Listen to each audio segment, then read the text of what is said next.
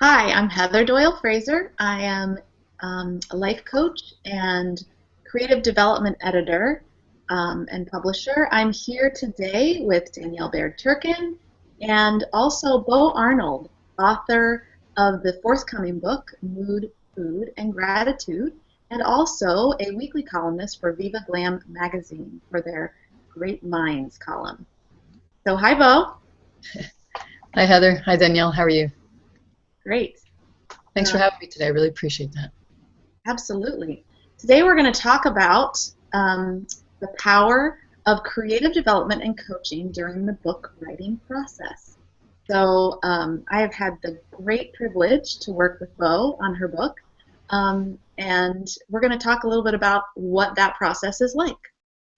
So, Bo, I wanted to ask you to kind of give everybody some background. We started working together after you had written the first draft of your manuscript, and we worked together for a while to fine-tune that. And then there came a point at which I wanted to talk to you about something that was going to change things drastically. That's right. Well, that was really an interesting moment because I had written the first draft of the book and there was actually some interest in it, but because the publishers, traditional publishers, didn't actually take it up after they had written it. They look at the title, they look at the table of contents, oh, I'd like to see this now, and then it doesn't go anywhere. And what I realized was that the first draft of my book was just pretty much, well, there was quite a bit of bitching in it. So I took out 25,000 words of bitching and rewrote the book. Then I met Heather, and that was going okay, but it was a little struggle because I was still writing in chapter format, and I had been writing for the magazine now for about a year at this point. And Heather called one day and said, well, can you come over to my house? And when I got there, she had an assortment of organic teas.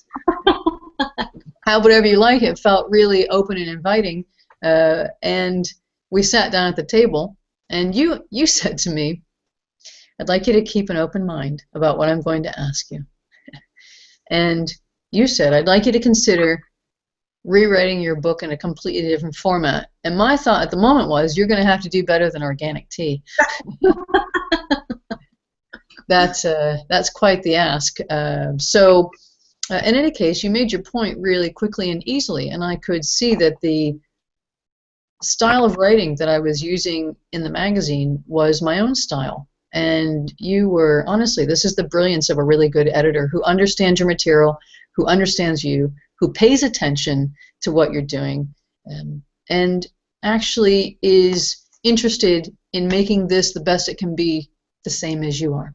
And that was a brilliant day for me because wrapped my head around that one pretty quickly because you were on the money, as they say. You were exactly right. That format has been really successful, and so I rewrote the book at that time, started rewriting the book again at that time, and that was not easy. Mm-hmm. That was not easy because to take concepts from a chapter format and to put them into essay format the way I write was a lot of work, and it helped me cut out even a lot more material. And what I came up with then, with your guidance, was the book in the best format that it can be in the best way with the best material. Mm-hmm. Well, and I had had the opportunity at that point to be reading your columns from the magazine as well. And so I was noticing, one, you had this amazing sweet spot with this essay format, with that kind of 1,800 to 2,500 words, and the way that you were able to present the material. It was really succinct yet moving.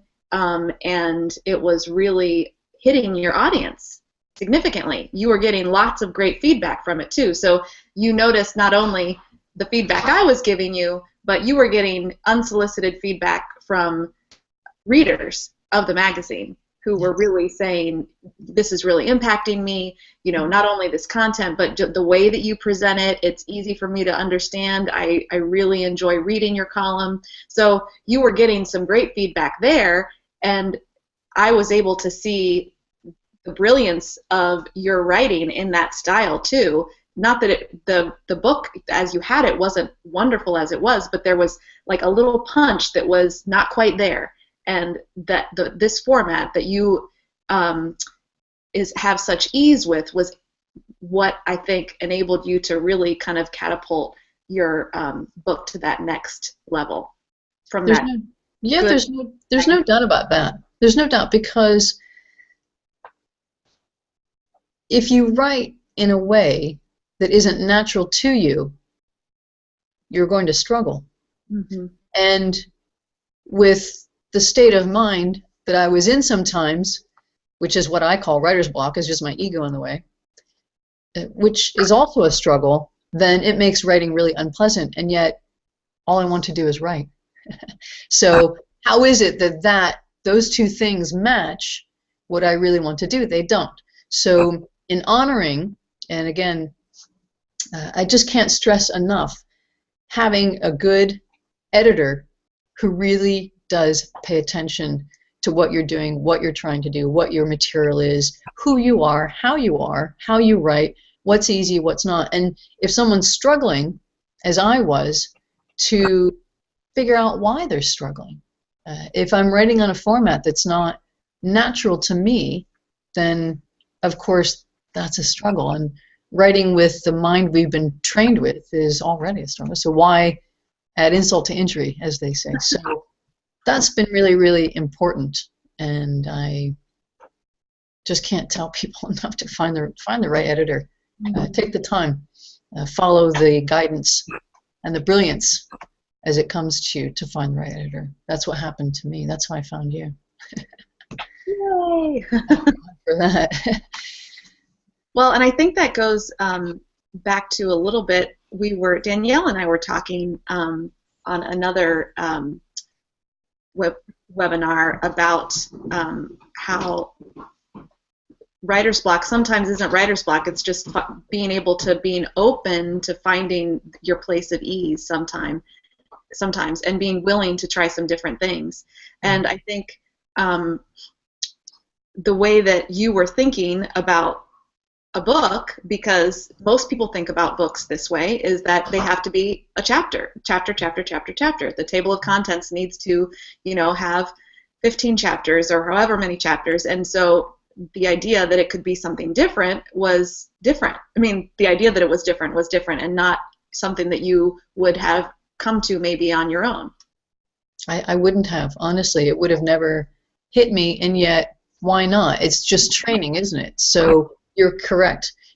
If during a time of writing you can open your mind, because this is the true moment of creativity, is non-limitation, right?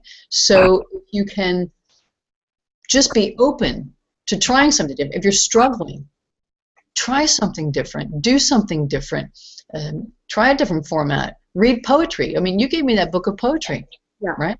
Yeah. And that opened my mind to something about poetry that's so significant of unlocking creativity within the human mind. I don't know very much. I know a lot about the brain, but I don't know much about that. But I can only tell you that it always feels to me like poetry is so wonderfully creative that it can help you if you're having a moment.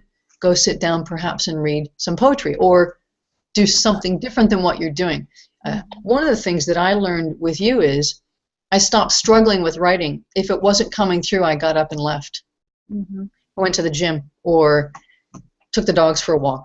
I got up, because sitting there and forcing it, I remember so many times how we would look at my Viva Glam pieces, or when we were looking at the book and going through the edits on them, how we could see, you remember the first edit? We could see in the first edit the days I was probably struggling with my mind, because it comes through in your writing. When you're reading it, the energy of how you created it comes through. And so those struggles also come through. And it's not free-flowing, and it's not natural.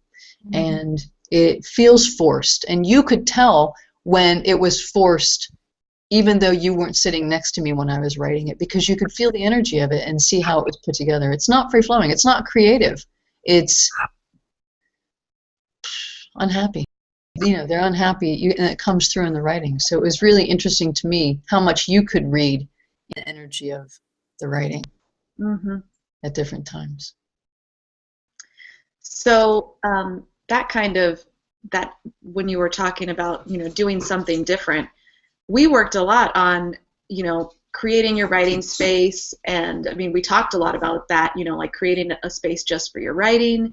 We talked about like different, I remember talking about, when you were having a difficult place, whatever that was in the manuscript, maybe even, going outside and walking barefoot in the grass, even, like some different kind of things to engage your senses, which is what poetry does.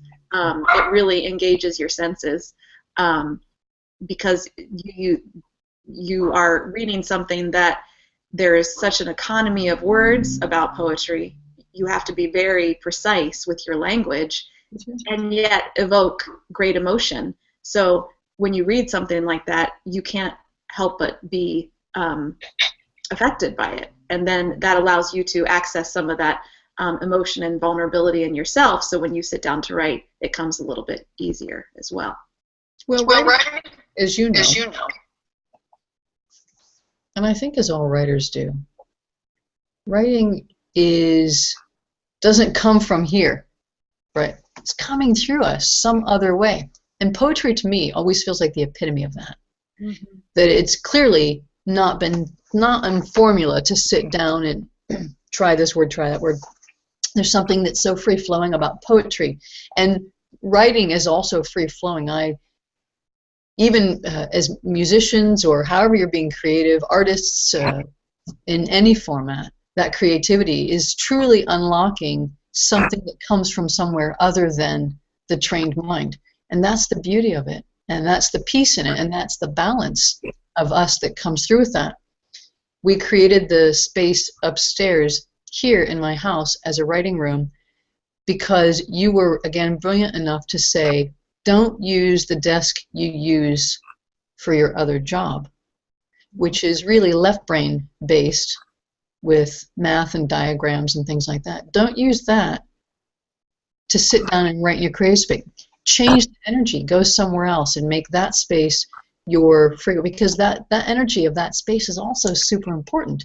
So I can come to this desk if I'm not in the office and sit down and work on things that have to do with whatever I do in my other job. And that energy sits in this space here. But when I go upstairs to my writing room, the whole thing changes. The colors are different, the desk is different, the scenery is different. It's absolutely amazing. And it just feels like I'm at home in that space for my writing. And I think that's really key too, to not force things, to honor the changes in energy that are needed for the creativity that's coming through.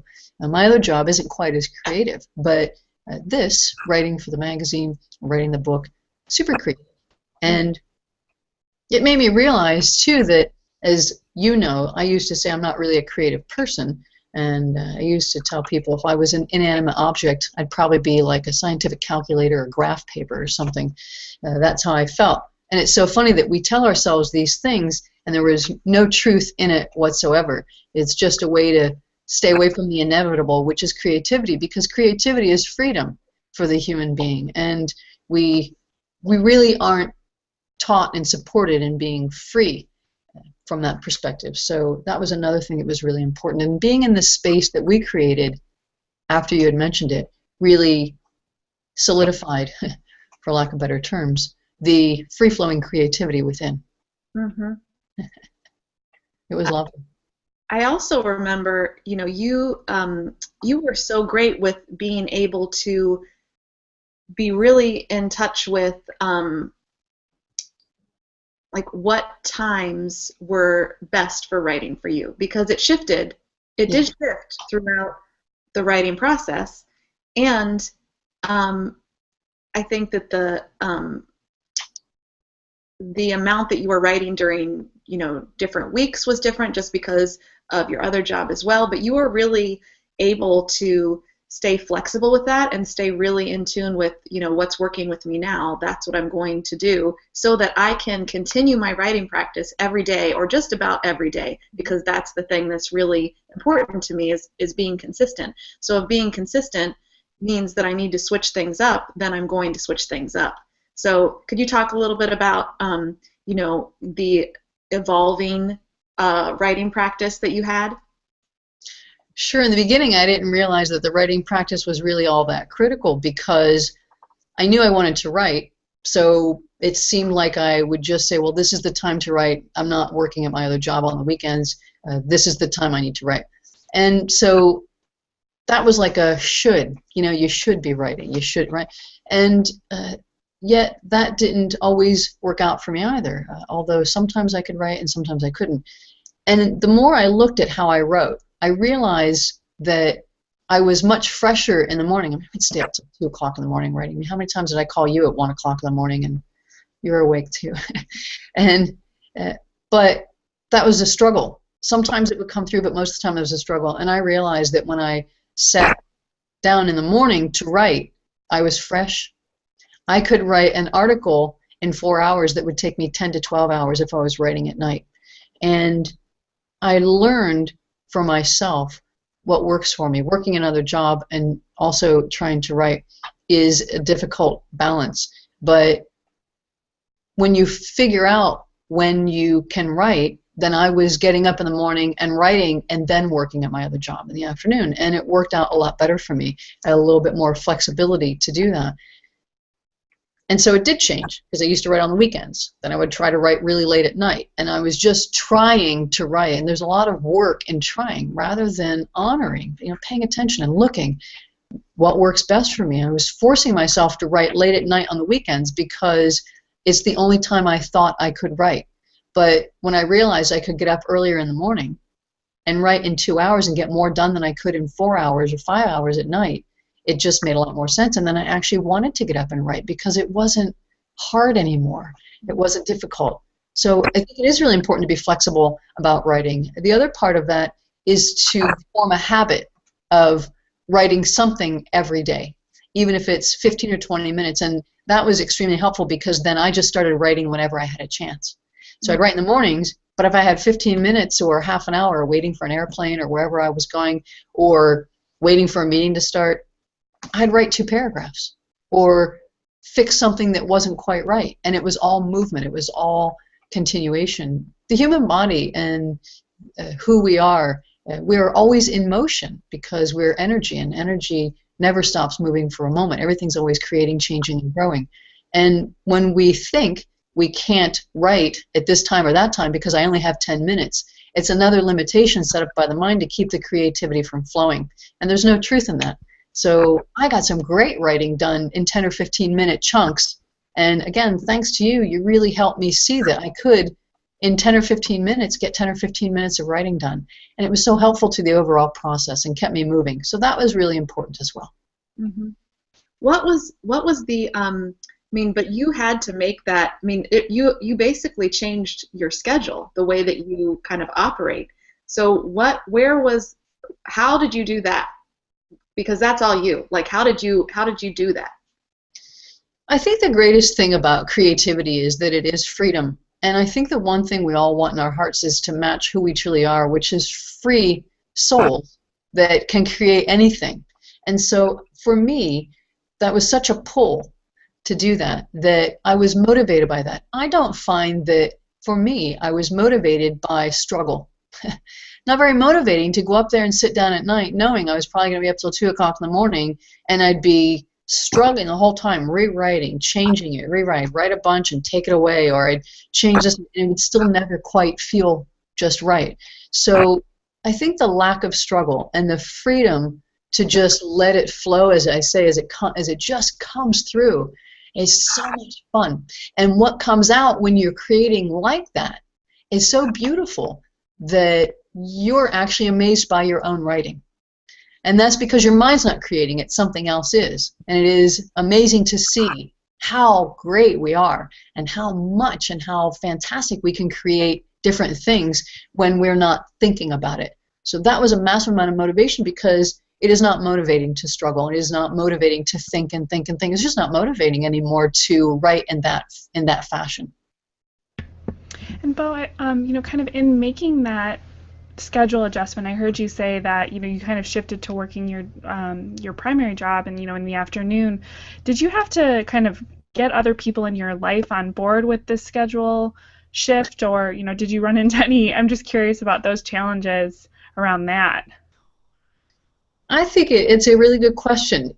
It is challenging because other people don't know what you know about your soul journey or your interest or what you're working on internally that makes your heart sing or whatever. So when they're looking from their perspective back at you, they can sometimes be unsupportive because it's not a job that pays, or writers don't make much money, or there are all kinds of excuses, whatever they're thinking. And so it's difficult. I think having been in a relationship the entire time when I started writing, I haven't always had a partner who was super supportive of the writing from a mind standpoint. The heart always supports, but the mind just doesn't really support it. But my own mind wasn't supporting my writing. So they're no different than we are. And I think that the same as if I know in my heart I want to write, no matter what my own mind says, I just need to keep writing.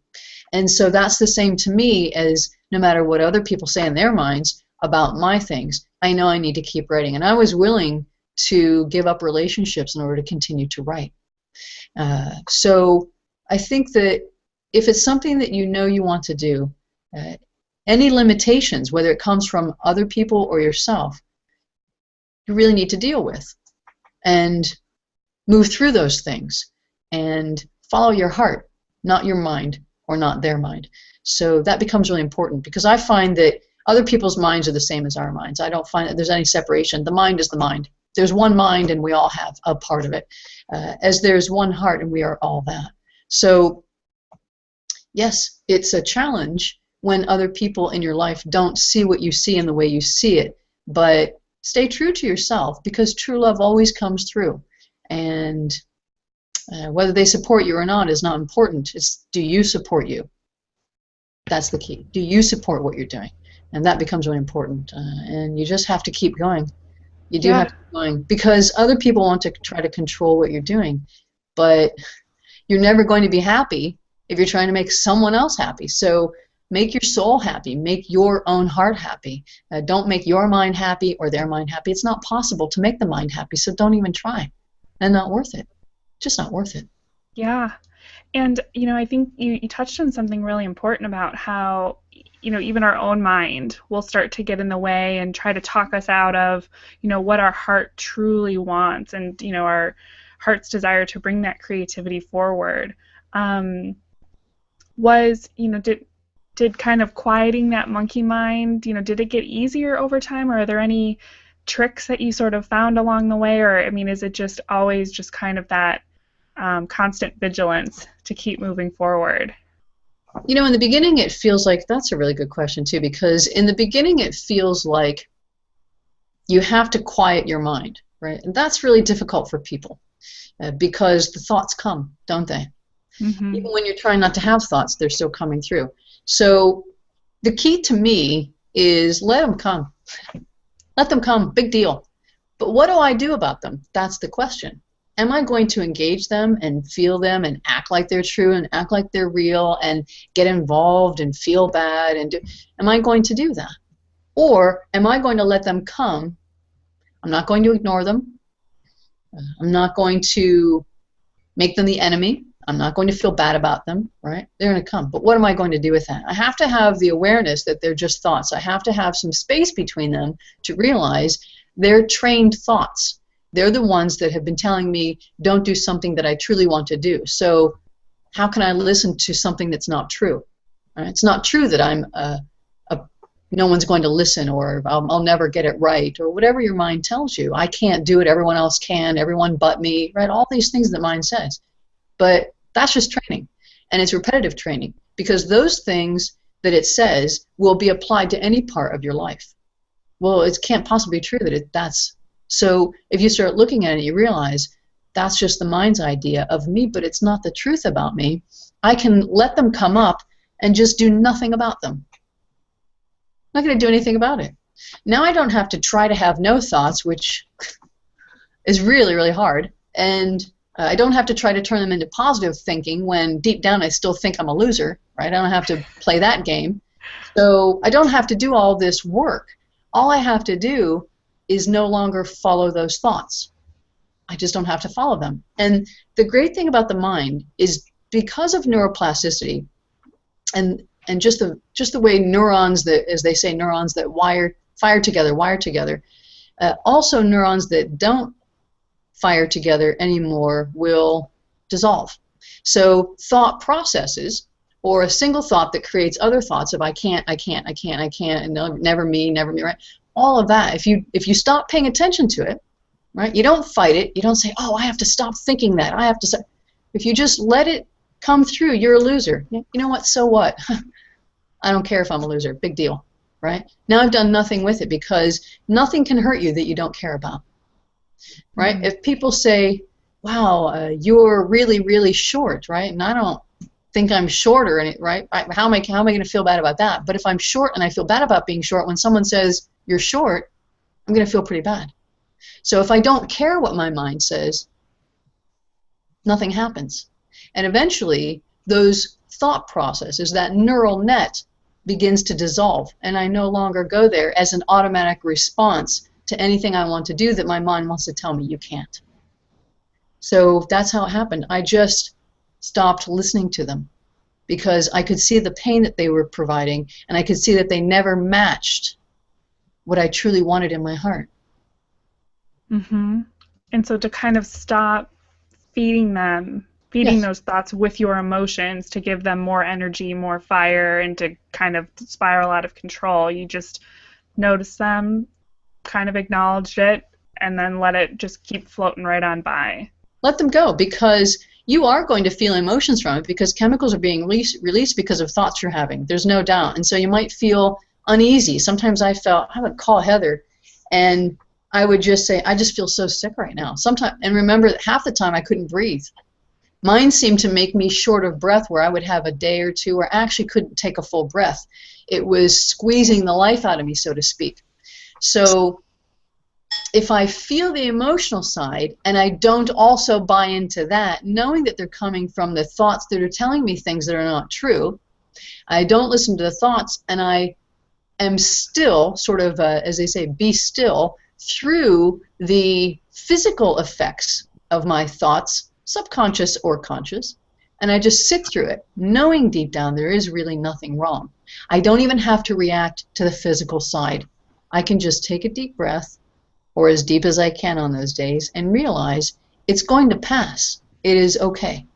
I don't have to do anything to it. I don't have to fight with it. I don't have to defend it. I don't have to try to figure out what's wrong. I don't have to get on the internet and research shortness of breath. I don't have to do any of that, right? Because there's nothing wrong.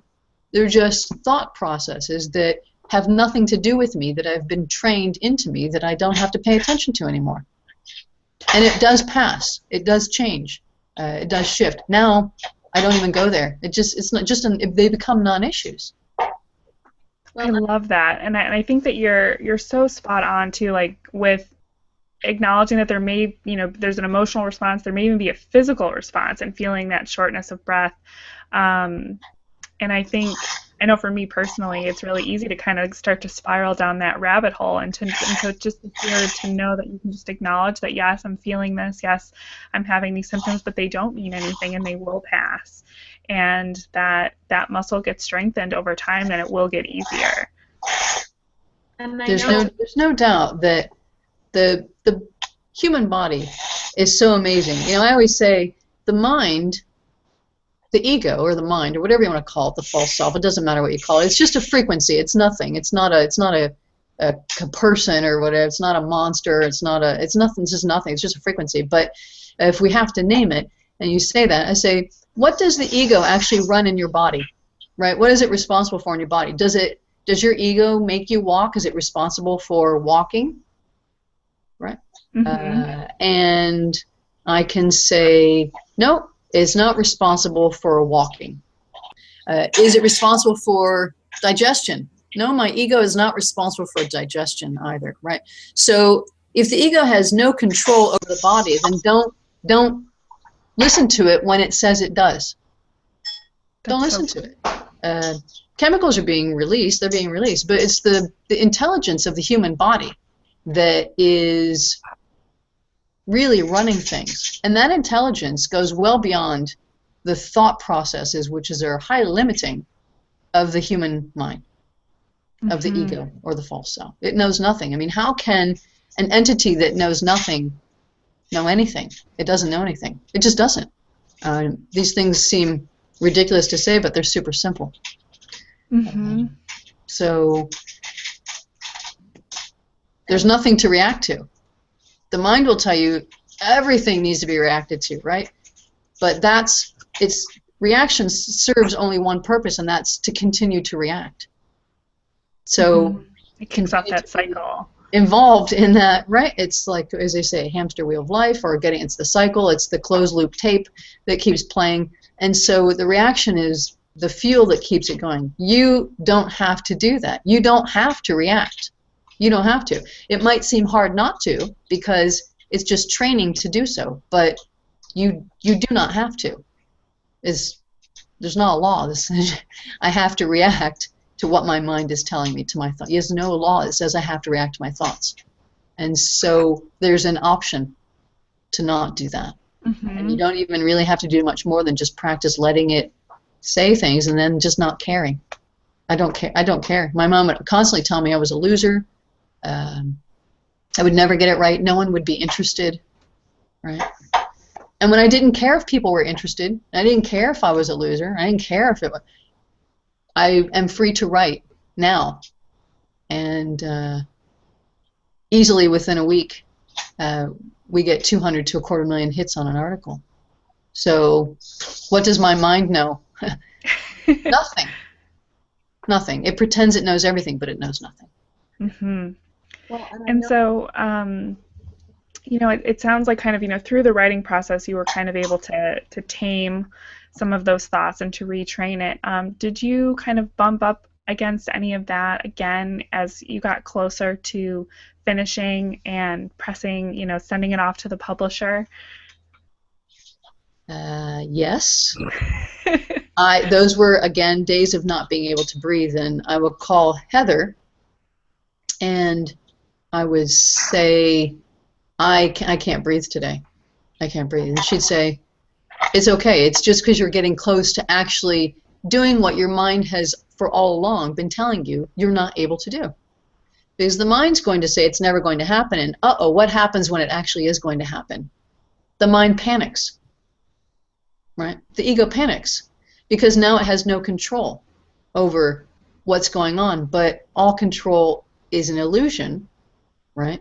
The one that's creating the I'm out of control has to try to control, but all of it's unnecessary. There's no need to be out of control. There's no need to control it. Everything's already okay. So that entire concept of control or out of control is unnecessary and not in tune with reality. So when reality hits the ego, it panics. So that's all that goes on, but sure, it happens. And there's a little bit of coming from who's afraid, not the one who wants to write, right? Not the soul self who came here to write or knows in my heart that's what I want to do and that's what makes my soul happy and makes my heart sing. It's the one that's been trained to say not good enough, no, can't, won't, shouldn't, those kind of things. So again, not paying attention to the training, to the thoughts, gives you a lot more opportunity to allow your soul self, your true self, your heart self to come through, and then you're able to live.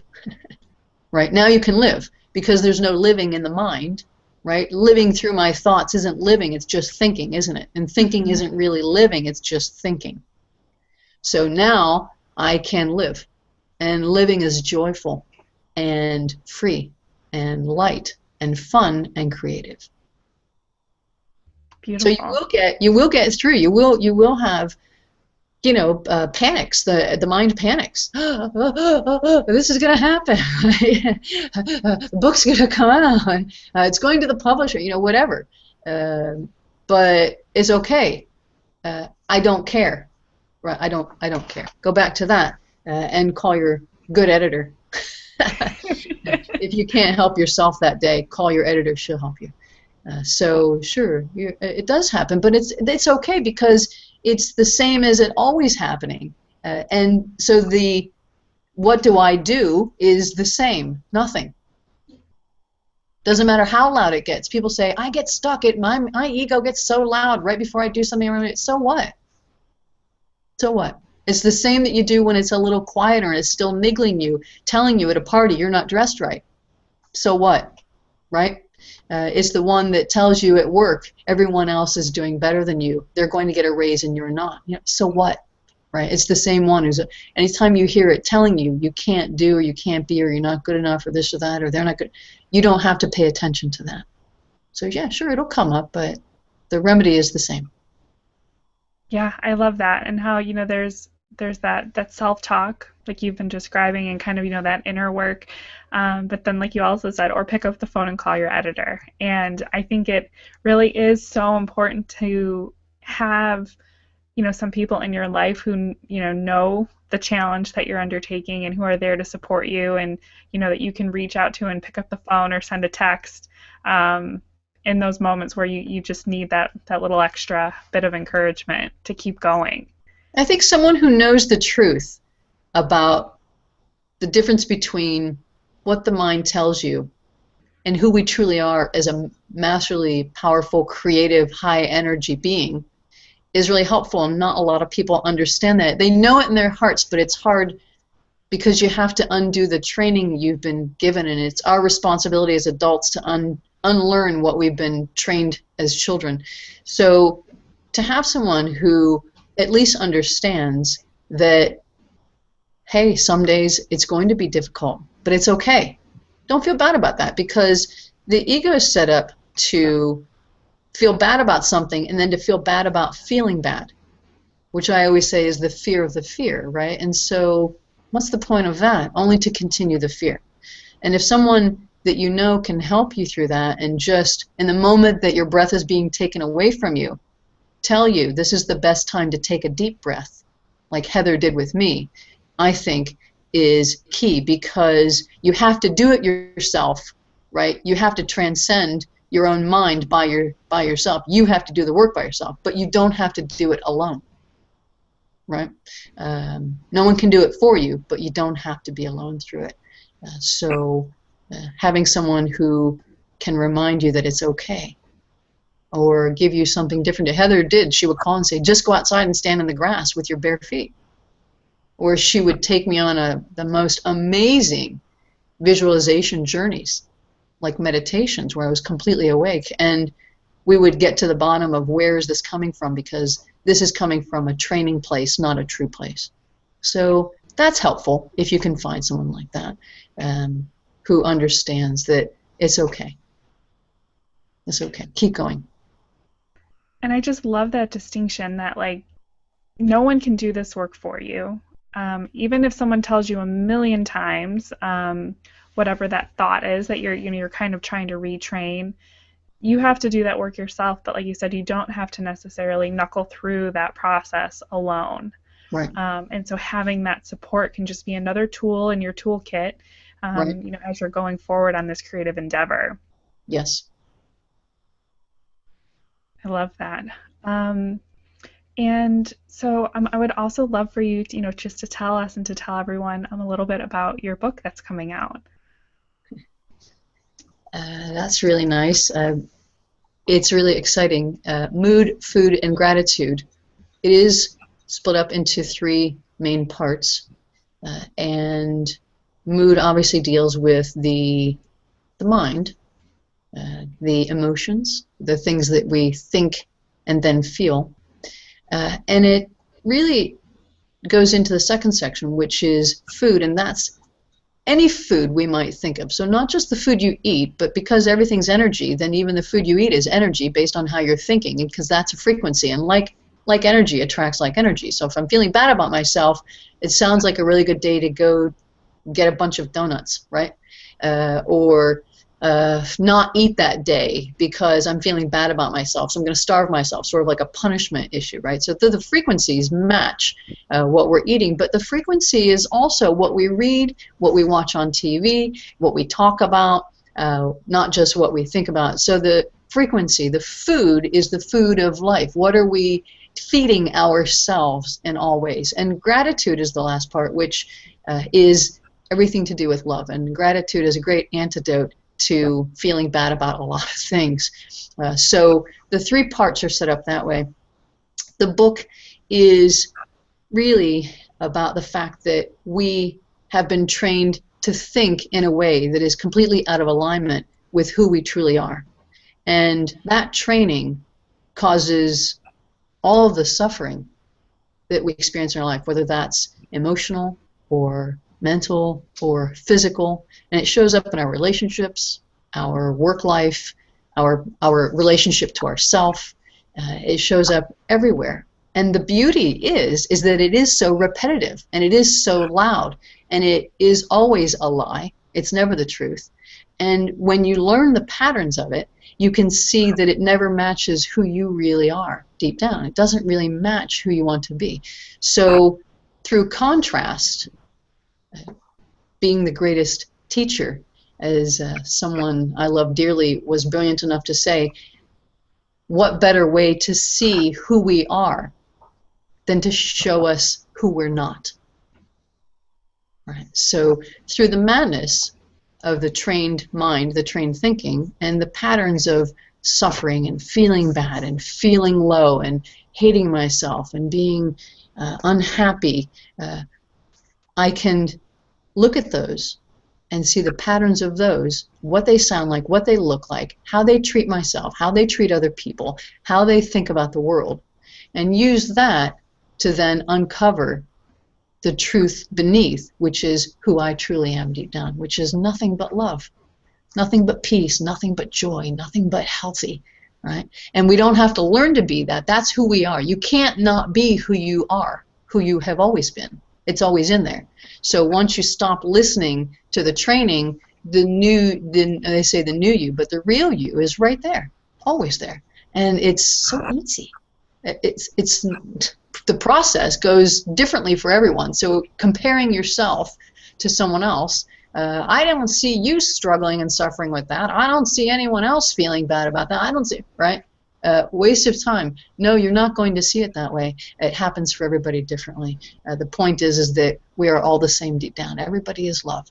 And so the book talks about examples of things for contrast so that we can begin to see them in our own lives.